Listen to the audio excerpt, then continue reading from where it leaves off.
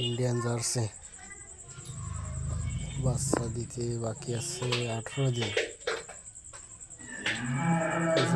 দুধের van 5 biscuit colour.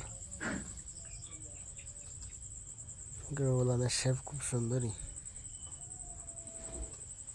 এখনো 18 দিন বাকি আছে।